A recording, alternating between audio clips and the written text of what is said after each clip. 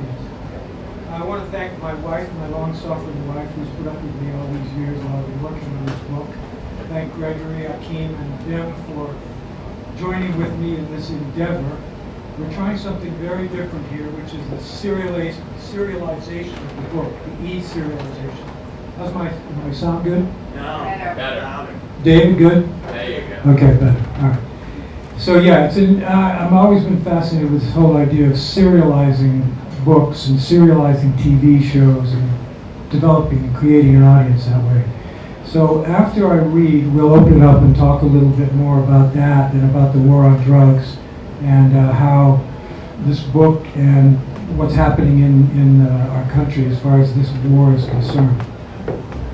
So this is the first chapter that I'm going to read, and it's called Northern Exposure. It takes place in Phillips, Maine in April of 1980. Dawn comes early this time of year, particularly up here in the North Country.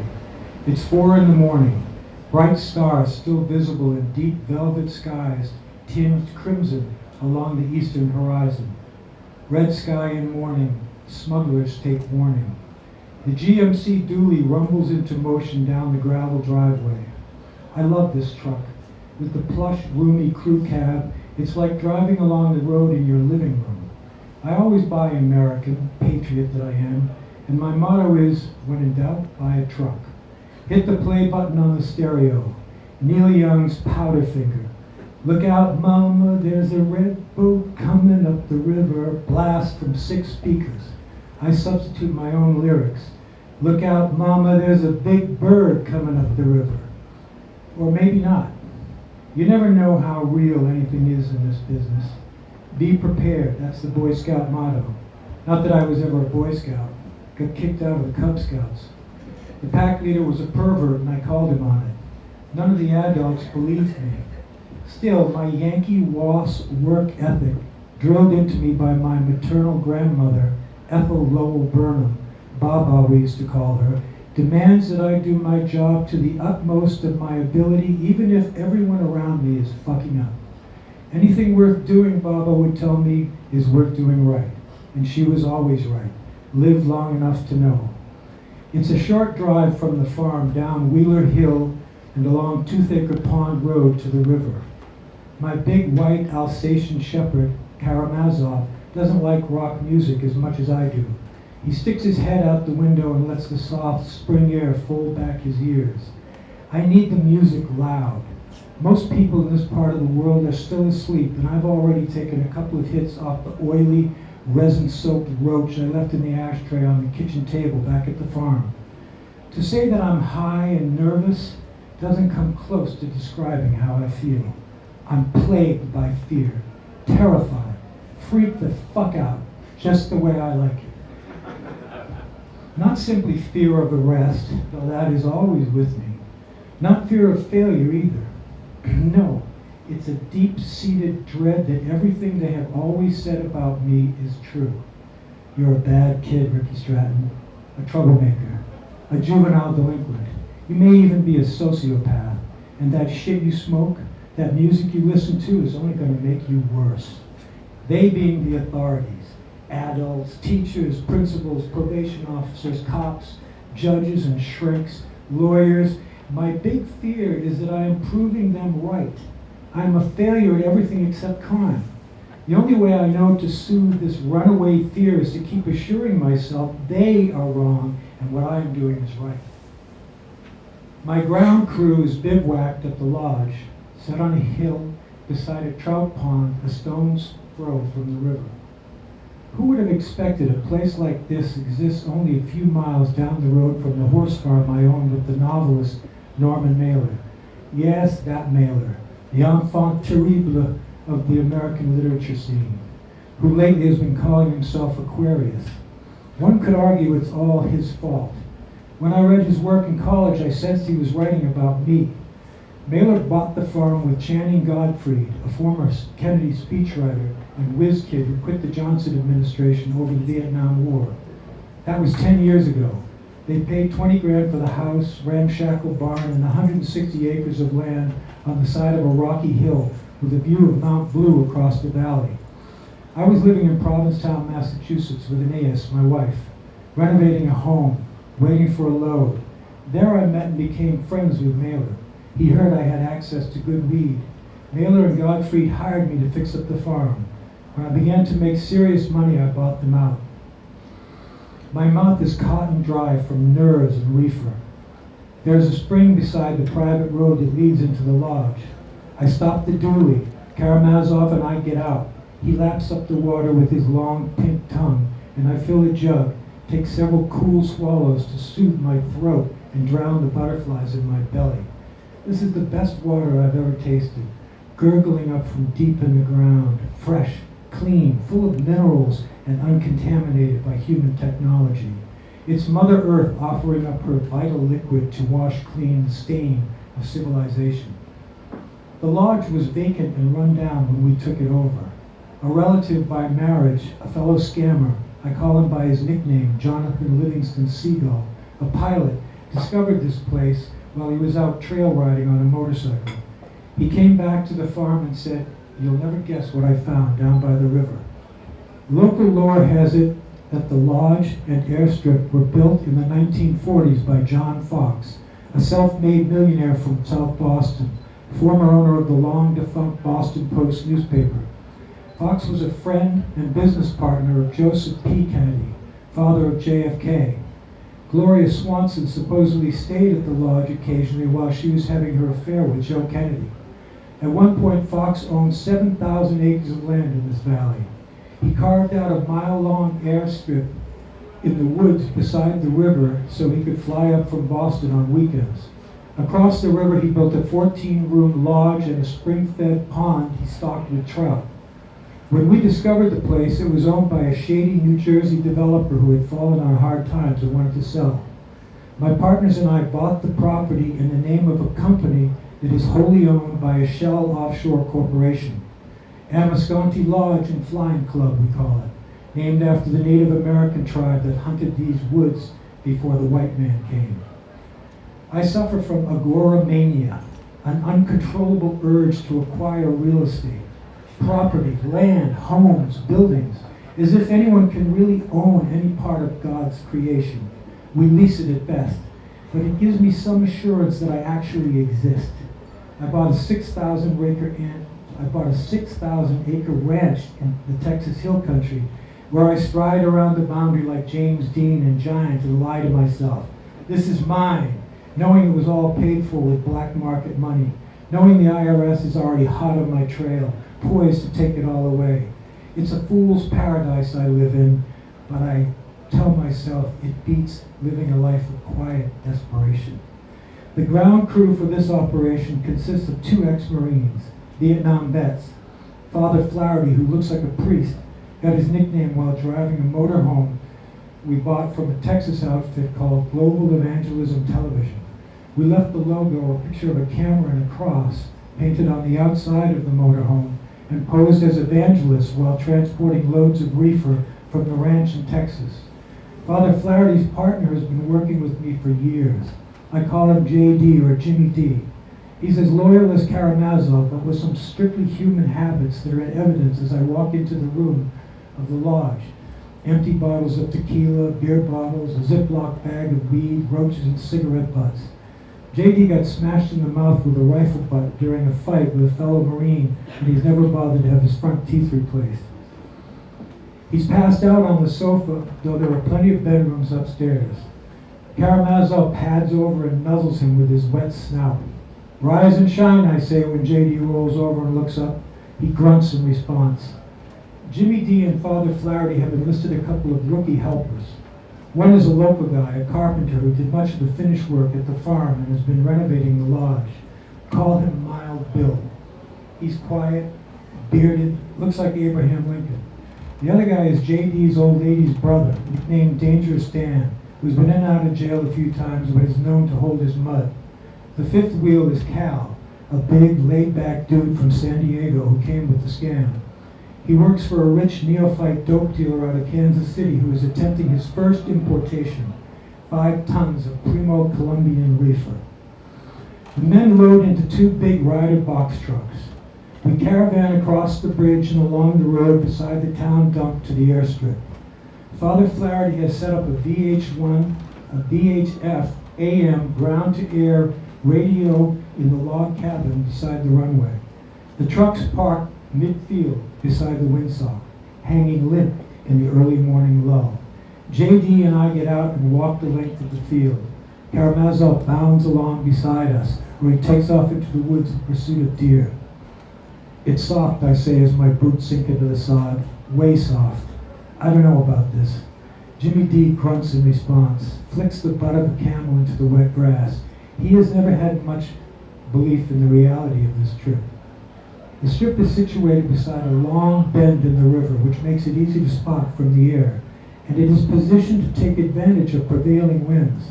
But it's mushy after the spring thaw, after the winter's thaw and the spring rains.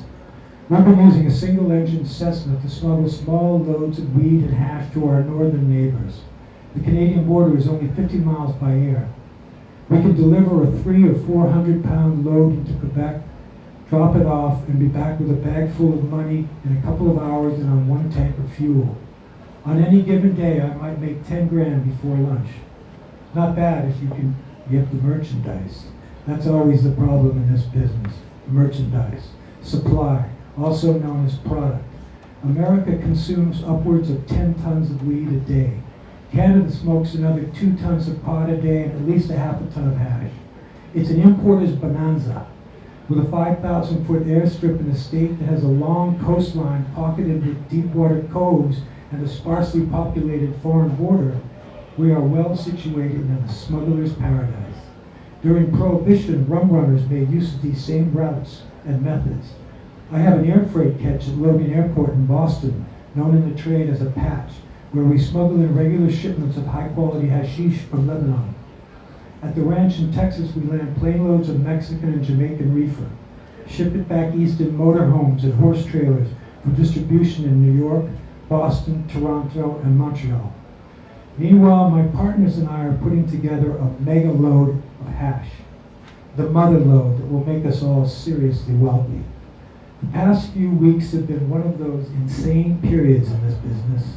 It's either feast or famine. At times, we may be sitting around for months on end waiting to bring in a load that never materializes, or 3 trips happen at once. We sometimes subcontract loads for scammers who need our services. A smuggler named Jimmy Chagra, a heavyweight Lebanese American out of El Paso, Texas, has a Panamanian freighter loaded with 30 tons of Colombian pot off the Maine coast. Chagra's offload fell apart after the ship had already set sail. For the past 10 days, I've been organizing lobstermen and fishing boats, lining up tractor trailers and drivers, renting stash houses, hiring people to sit on the load. For this, Chagra has agreed to pay me $5 a pound. Before the offload goes down, I get a visit from a pilot I call by his radio handle, Yogi Bear. He shows up at the farm with the Kansas City Kid, a gentle, good-looking greenhorn dope dealer in his 20s, feeling the first flush of free money. Yogi looks like his nickname. He's big and burly with a pot belly, a beard, and bushy black hair.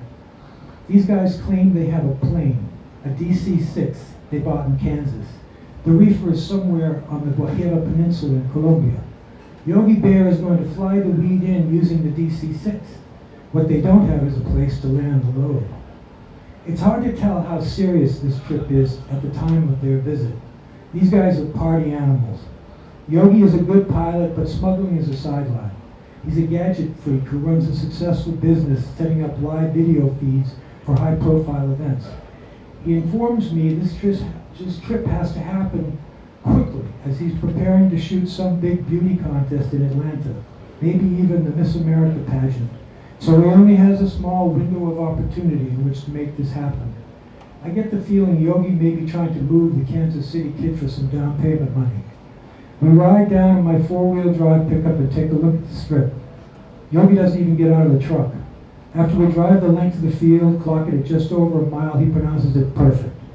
I warn him that even though there is a deep gravel base under the sod surface and drainage into the river is adequate, the field can be soft this time of year. We've never landed anything close to the size and weight of a DC-6 carrying a 10,000 pounds of weed and who knows how much fuel on this field. Yogi says, don't worry about it, we'll be fine. The kid from Kansas City wants to know if I can supply a ground crew and trucks to deliver the weed to his distributors in Chicago. Sure, I say, for a fee. We work out the deal over shots of tequila, joints, and lines of coke. Kansas City gives me 50 grand in cash, tells me his man Cal will show up in a week or so with more money and a timetable.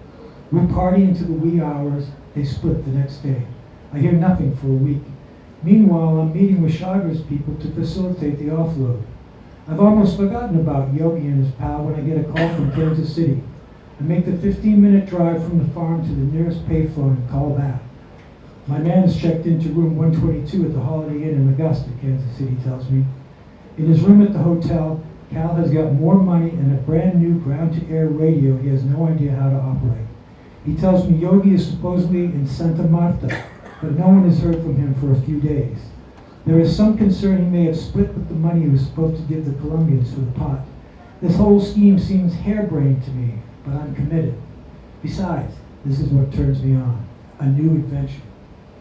I call in JD and Father Flaherty, who've been staying on the coast, helping set up the offload. Father Flaherty figures out how to operate the radio. We hire the rest of the ground crew, rent trucks, and wait. Now it's on, or not. No one seems to know for sure. Communication with Colombia has been sketchy. Yogi is either in the Guajira with the load ready to go, or he is MIA with the money. We have been preoccupied with the Panamanian freighter offload, which I know for certain is happening. Big Cal, who has been staying at the Holiday Inn in Augusta, drives over to the farm and tells me the DC-6 left Colombia and will be here at dawn. At least, that is what he heard from his friend in Kansas City. There are parts of the field where the gravel has been exposed that feel pretty solid. If Yogi follows the river and comes in low over the trees near the east end of the field and drops in tight, he should be all right. And he'll be light going out, so that shouldn't be a problem. Father Flaherty is monitoring the radio. Everyone is tense. As the sun breaks in the east, low clouds scud in over the mountains. The wind is light right down the runway. To the north, a darker mass of clouds looks ominous. There is an undercurrent of feeling this whole thing may be a fool's errand. JD is convinced Yogi Bear scammed the Kansas City kid, and in a couple of hours we'll drive out of here empty and pissed. Hey, Jefe! Father Flaherty shouts, comes running from the log cabin. We have radio contact. Karamazov, I call the dog as we lope down the field. The last thing I want is for him to get hit by an airplane. This is Yogi Bear to Groundhog. Do you read me, Groundhog? This is Groundhog. We read you loud and clear, Yogi. Father Flaherty speaks into the transmitter. He looks up at me and grins. Over the crackle of static, Yogi says, can you see your shadow? Father Flaherty gives me a puzzled look. What the fuck does that mean? Even before I can answer, I hear the distant drone of 4 powerful Pratt & Whitney engines becoming louder by the second. Now we are all skittish with the excitement that comes from imminent danger. We run out to the strip. I tell the drivers to start their engines. After a moment, before we can see the plane, the roar of the engines is impossibly loud. The trees seem to shake and the hills vibrate with noise.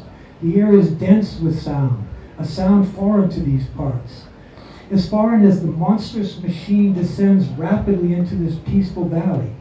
In my mind, I see farmers and woodmen all over Franklin County waking up and wondering if it's time to head for the air raid shelters. The Russians are coming, but there is no time to think, no time to imagine what the locals might be thinking. For there is the plane coming in loud, coming in huge and hot, landing like a giant fat-winged locust chewing up the scenery. I suddenly realize how foolish, how insane it is to have attempted to bring in a 50,000-pound behemoth with a 10,000-pound payload to Earth on this patchy sod and gravel field. Yogi Bear is an expert STOL, short takeoff and landing pilot, but he's either asleep at the yoke or the strip comes up too fast for him because he overshoots the end of the runway, drops hard, touches down too far into the field. I'm afraid he's going to crash into the trees at the far end of the strip. The rear wheels hit ground, the nose levers forward, and the front gear digs into the sod like the blade of a plow. Grass and mud sprout in ribbons, clogging the gear, causing the plane to buck and then dive and belly flop with a screeching metallic wail heard over the scream of the reversing engines. Yogi kills the engines as the propeller blades hit the ground and fling grass and dirt in the air like shit hitting the fan. The plane is skidding now, burrowing its nose along the ground like a dog sniffing for scent. The rear gear folds under. The plane is wheelless, landing more like a seaplane. I catch a glimpse of Yogi in the cockpit as the plane slides by. He appears remarkably composed, working the controls, trying to slow the plane before he hits the trees. We watch dumbfounded, helpless, fascinated. One wingtip strikes ground. The plane twists on its axis, does an about face, slides closer to the end of the runway and the riverbank. Now I'm afraid it's going to slip into the river or burst into flames. The shriek of metal on gravel is like the cry of a wounded beast. The other wing tip smacks into a tree and topples it like a fell swoop of an axe. Then, silence. The six is lying there at the tree line, its tail teetering on the river's edge, looking like nothing so much as a giant bird of prey shot from the sky. I hear the rapid patter of footfalls and look over to see the two rookie helpers running off into the woods. "Whoa, where the fuck are you going?" JD shouts. "Let's get this bird unloaded." The cockpit door pops open. Yogi Bear, dressed for the occasion in a khaki jumpsuit and safari vest, hops out, followed by his terrified Colombian co-pilot. "I hurt my knee," Yogi says, limping over to me. "Get me out of here. I've got an appointment in Atlanta." "What am I supposed to do with that?" I say, indicating the crashed plane. Yogi shrugs, cracks a smile and says, "Turn it into a disco."